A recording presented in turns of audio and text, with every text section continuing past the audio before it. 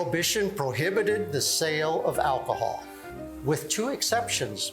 Medicine, you could go to your local doctor and he could get you a prescription. Say, doctor, my tooth hurts a little bit today. Well, I know what'll take care of that. So he'd write you out a prescription so you could get something. Doctor, my little toe just doesn't feel right today. I'll write you out a prescription for it. So that was one of them. And then there was one other one. Religious reasons.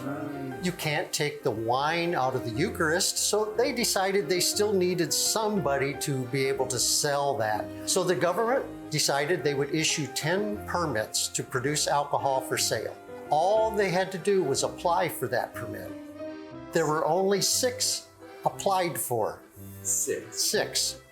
One of them was Frankfurt Distilleries. Have you ever heard of something called Four Roses? Frankfurt Distillery produces Four Roses. Glenmore was another one. They produced Yellowstone, Kentucky Tavern, Old Thompson, Shinley, Buffalo Trace is what they produce.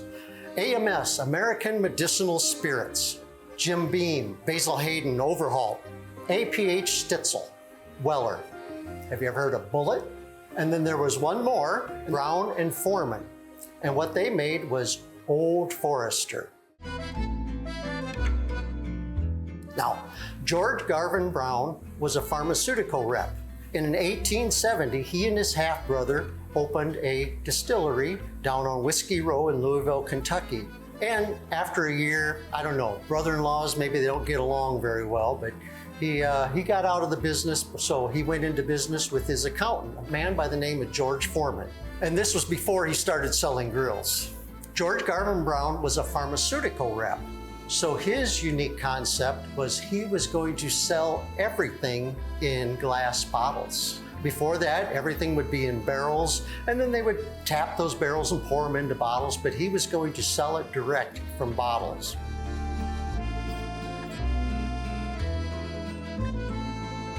Now, I like to tell little puns, little stories. Do you know what can go up a chimney down but can't go down a chimney up? An umbrella. Along those lines, all bourbons are whiskeys, but not all whiskeys are bourbons.